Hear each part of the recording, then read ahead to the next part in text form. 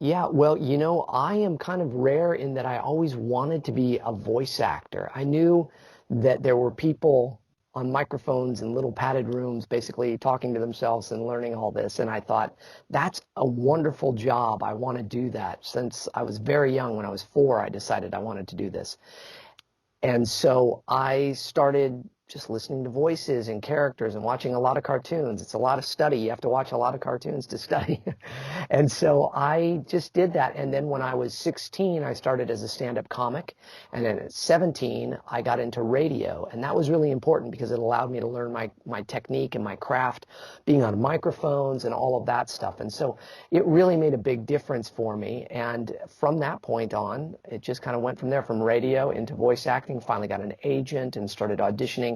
So my first big voiceover work was doubling for people like Michael J. Fox for things like Atlantis, The Lost Empire.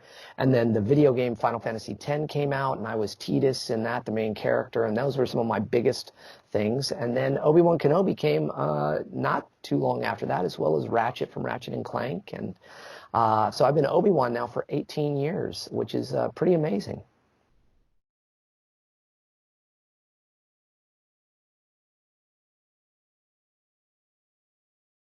Yeah, my inspirations certainly were the greats like Mel Blanc, who was, basically every Looney Tunes character. Yeah, imaginable Bugs Bunny, Daffy Duck, Elmer Fudd, Foghorn Leghorn, Yosemite Sam, it goes on and on. It was one person doing all these voices, and I thought, isn't that wonderful? And he was not a big guy, but he had big voices, and so it was very inspiring to me as somebody that was a little kid, and I was always the shortest kid in my class. I was always the smallest kid. And I thought, wow, but he's able to do it. And then Don Messick, who was Droopy Dog, Mr. Ranger, Papa Smurf, Scooby-Doo, also somebody who was a great inspiration to me and not a big man. Again, somebody that wasn't like this huge guy, but could do big voices and create big imagination with storytelling through their voice. And I thought, I want to do that. And so then from there, as we get into more modern times, you've got Jim Cummings and Frank Welker, Billy West, Jess Harnell, Maurice LaMarche, Rob Paulson. These people really have inspired me in my career, and I'm very fortunate to say that they're friends of mine now, and I'm so fortunate to work with them. Like Jim on Clone Wars, he plays Hondo Anaka, and so Corey Burton, another legend in voiceover. So all these people inspire me on a regular basis.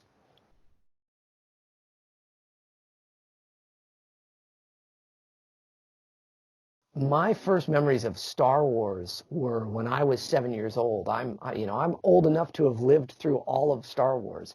When I was 7, A New Hope came out, and I saw it the first time, and it really did kind of change my life, my way of playing things. We no longer played, cops and robbers. We played Star Wars then, and I was always dressing up like Han Solo and trying to be cool like him, and emulating these characters, never knowing that one day I'd actually get to work in such a great expanse of it and get to play a character, Obi Wan Kenobi, that at the time we thought was just this crazy old wizard out in the desert. So it's been a wonderful adventure. But yeah, I've been with Star Wars all the way through. I've been a fan before I was in it, and I think that that's what helps all of us on Clone Wars. We're all fans of Star Wars, and we love it with a passion.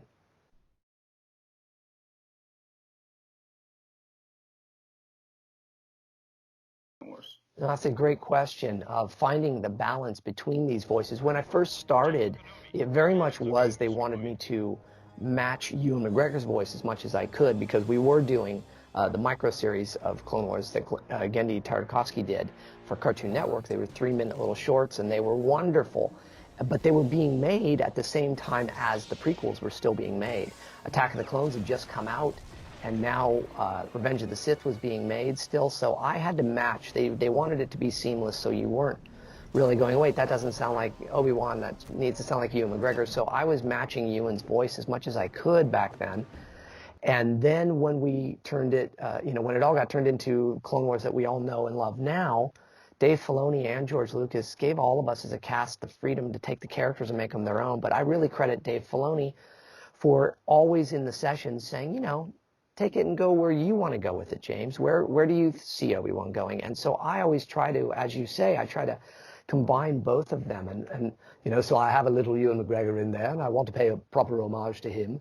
But then you've got Alec Guinness saying, these aren't the droids you're looking for. And he's got this older kind of way of doing it. But Ewan McGregor is kind of emulating his voice as well. So I'm emulating Ewan McGregor, who's emulating Alec Guinness, who's emulating Obi Wan Kenobi. So, but I have fun doing it. And now I'm very touched when people say that the version they hear of Obi Wan in their head is the one that I've been doing for Clone Wars now. It's really a great honor to be involved in it.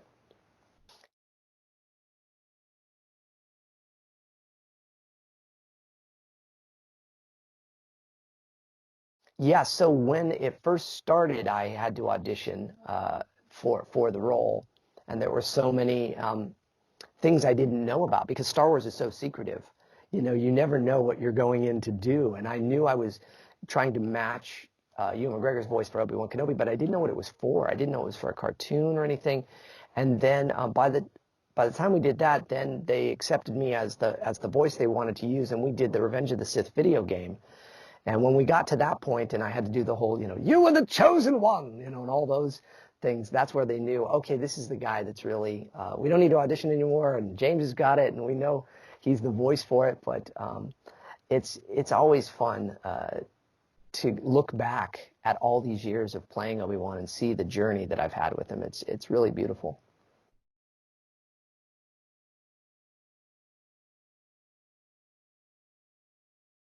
Oh boy, being this character for so long and voicing more of him than any other actor, and I don't say that to be heady, like, oh, I've done all this. I say it in that I'm in disbelief of it. I really am. I can't believe. I'm so humbled by the opportunities I've had from Lucasfilm and Disney to play this character for so long. And he means so much to me on a regular basis. I am somebody that tries to stay as positive as I can, and I put out positivity on my YouTube channel, my books, and my videos, my podcast, all of that. And I think so much of Obi-Wan is rubbed off on me in that. Obi-Wan is always the optimist, and he's a true believer. He's a true believer in the Force, and I think he's more of a true believer than any other Jedi, really. I think he's the one that just goes, no, Anakin's the chosen one, and I will fight to the end to believe that, and that good will prevail over evil. And I think I'm the same way, and I think a lot of that has been enhanced by my 18 years of playing this character and getting into his skin, so to speak. I love the character of Obi-Wan. I think he's a wonderful example of who we all kind of want to be and try to be at times. And he does the right thing no matter what, and so that's admirable.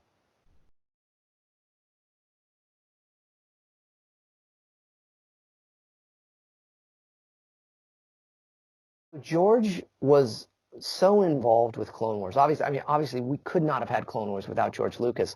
And originally, his plan was, I'm gonna, hire these people like Dave Filoni and stuff, and just kind of let them do their thing. And he quickly realized how much he loved all of it. He loved the world of animation. He loved what Dave's vision was and what all of the crew's vision was.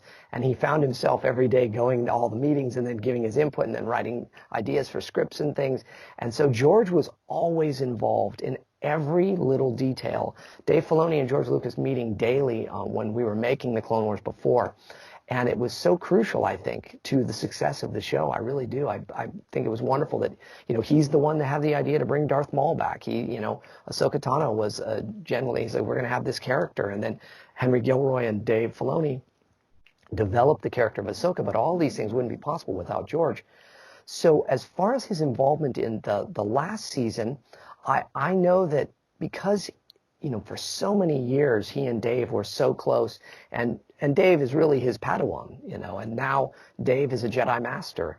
And so I think that all of the lessons, it's kind of like Qui-Gon never really leaves Obi-Wan. I think that that's George's involvement now with this season, is that whatever Dave has decided the direction to go, I know is something that George would approve of. And so I don't know if they've had conversations. I have to imagine they've had phone conversations and such about it while they were crafting it all. But yeah, he certainly wasn't as involved now. He's allowed himself to let go and just be a fan of Star Wars now, like all of us. And I think that's really neat that he's able to do that. But he was absolutely always daily involved in the making of it and the shows that we know and love now. I got the first time I met George. Gosh. I think some of my most surreal moments, I've been in rooms with George many times, sat and talked with him many times, and I think the biggest one was the last time I saw him. I really kind of nerded out on him. Uh, we were at the Skywalker Ranch, and they were doing a screening, or Big Rock Ranch actually, down the street from Skywalker. They were doing a screening of 3 episodes of Clone Wars, and I was there, and Ashley was there, and Kat Tabor, and we watched all these episodes. And afterwards, Dave and George sat and were interviewed by David Collins, my good friend, and they were asked about all of it. And it was so fun watching them. And George was talking about technology and how it's grown in movies and how much he loved, like, Planet of the Apes, and how these characters could be real life characters that we interact with, even though they're CG. And I said to him afterwards, I said, George, you do realize that the only reason why we have all this wonderful technology is because you pushed boundaries and barriers that nobody else would push, and spent money that nobody else would spend, and did all these things because your imagination was so wild and great. And you know, and he's a very quiet man, and he doesn't really, you know, take compliments like, oh, thank you. He's very quiet and very humble. And I was like, no, seriously, you've got to understand, you've changed the face of everything. And he was like, okay, thanks, Obi-Wan, calm down, you know. So it was fun. But I've always enjoyed getting to kind of be a fly on the wall, watching this genius at work whenever I've been in a room with him. And he's a fascinating human being.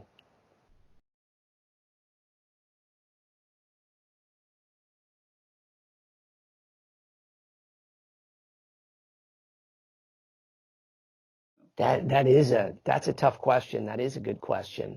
I think that question would be one direction had we not have Clone Wars.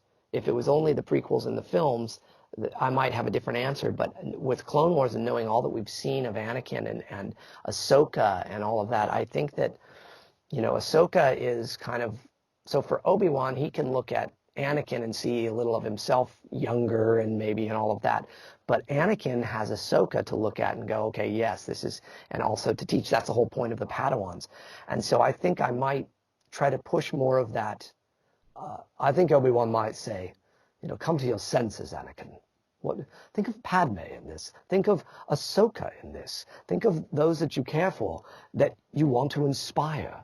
You know, obviously they had that conversation. They had it while they were dueling with lightsabers. But I think it would be more of maybe regret, maybe too, regret that Obi-Wan didn't, if he expressed his regret to Anakin that perhaps I failed you, you know, I just didn't get to teach you more, you know, or if Qui-Gon was here, perhaps.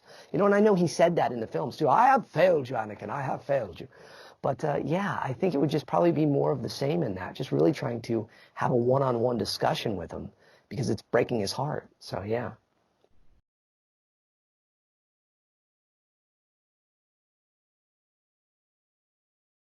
Oh, you know, there's just so many wonderful, you know, over 100 episodes of this amazing show, and I've been so involved, and I love watching them. I watch them with my daughter all the time. She's a huge fan of it. She's 15, but she's grown up with it her whole life.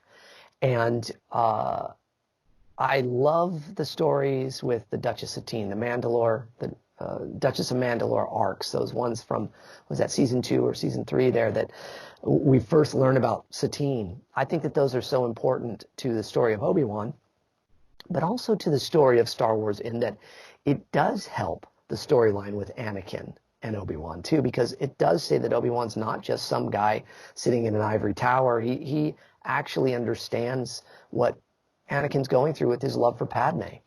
And also getting to work with Anna Graves that way is just always, Anna is just a wonderful actress, and I just always enjoyed watching her perform, and we always had such a great chemistry on microphone.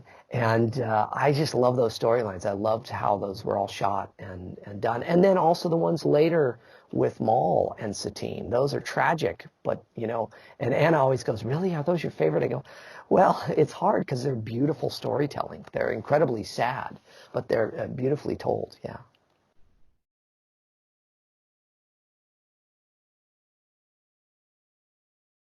Love those arcs of the stories of with the Duchess of Teen, but I also, I really do enjoy the Mortis episodes. I think that those are fascinating, that they open a lot of doors to the stories.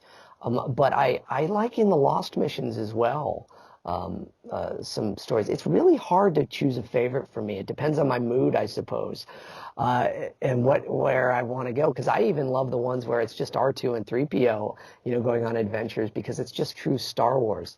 I love that we got to learn about Boba Fett and a little deeper into his storyline and the clones. The Bad Batch arc that has just recently come out. D. Bradley Baker has just done such an amazing job. You have to remember that's one actor doing all those voices.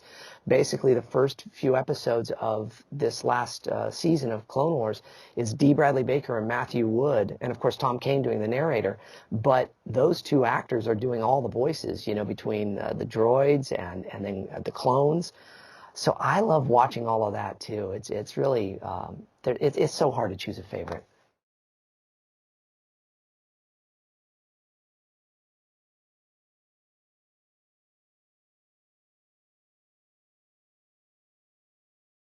I knew it before you did, yes, and I had to keep the Jedi mind trick going. No, so I was working on, so Matthew Wood, who is the genius sound designer behind all of this Clone Wars and Star Wars, but is also General Grievous. He's the voice of General Grievous, the voice of the battle droids and such. He always uses me to do voices in all of the last 5 Star Wars films that Disney made. My voice is in those, and because Matt brought me in to do voices and what we call ADR, automatic dialogue replacement, where we come in and we do it, or looping as we call it. We come in and watch the scenes and we fill in all the background voices and stormtroopers and good guys and bad guys and aliens and creatures in the background of the movie. We get a big group of actors to come in and do that, and Matt always hires me to be one of those actors, so I'm very, very blessed, very fortunate to do that. And this was back in February of 2018, I believe, and he says, there's a rumor that they're going to bring Clone Wars back. And I was like, what, are you kidding? And I'm sitting with Tom Kane, who, of course, is the narrator on the show, and Admiral Yularen, and, of course, Master Yoda. And Tom and I were working on this with Matt, and we're like, really? And so we finished that day's work, and we go home, and there's a message from my agent saying they're bringing Clone Wars back. And so the next day when we went back to the session, I was like, Matt, you were right. It's amazing. And so we had to hold on to this information from February to July. They announced it in July at Comic-Con. And it was wonderful when they finally did, because, again, working in Star Wars, a lot of secrets, a lot of things you have to kind of keep quiet. You can't tell anybody anything. So once things are revealed, it's really great, because then we can talk about it with all of you in the same way that you've experienced it. We get to experience it. So I love that. So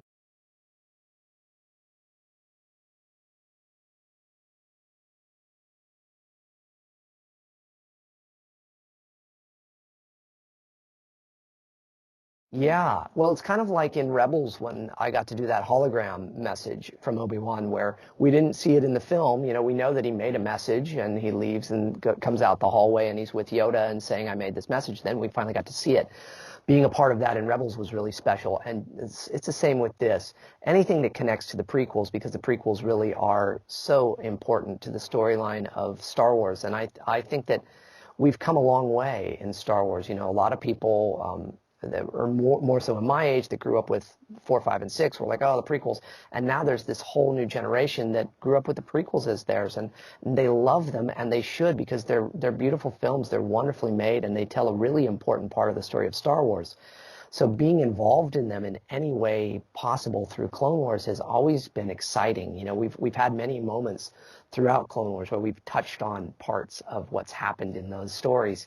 Nothing like what we've been seeing, and that is again credited to the master George Lucas setting us up with a beautiful story, and Dave Filoni, the apprentice that is now the master, taking over and just really crafting a beautiful story that melds the two of them together. Getting to say lines like that, I think really fun and important. It's fun on one hand because you're like, wow, I'm a Star Wars nerd. I'm nerding out about this. And on the other, you go, wow, this is really important, and I have to make sure I get it right.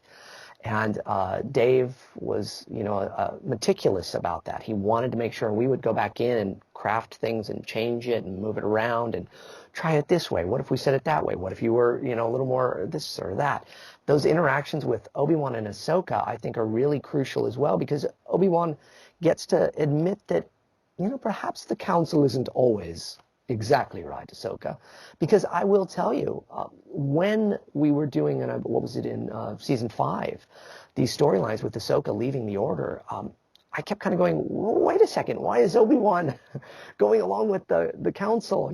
Come on, he couldn't believe that Ahsoka would do this, And so it's nice that there's kind of a little nod, a little tip of his hat to Ahsoka, and that saying, I'm with you. And so I thought that was an important scene as well to get in there, and I love doing that.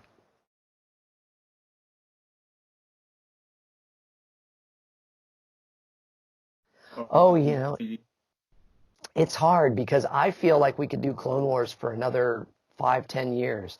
I feel like we could still tell stories and everybody wouldn't mind. People love the prequels. They love knowing the adventures of Obi-Wan and Anakin and Padme and Ahsoka and Rex and all these wonderful characters. Cad Bane, I want to know, more about Cad Bane and Ventress and all of them. And it's always great to see Grievous and Dooku. So I feel like we could go on forever. They could still tell more stories and go back in time. I wish they would. Maybe they will if fans say, yes, bring more little stories or something. I don't know. I know they've said this is it and we're done. But for me personally as a fan, I could watch it forever. I love it. Yeah. There's one question from some followers asking about the lost arcs, Yeah, those were awesome, and I wish they would get to fully animate those ones because they're finished dialogue, and they're beautiful. And one of the ones that was one of those unfinished ones was an episode that I've been asking Dave for a long time, where it's basically Anakin and Obi-Wan, kind of like Butch Cassidy and the Sundance Kid, the old film, where they're out on their own on this mission, and we had some of that in that. And so I would love to see those finished someday. Maybe, never know.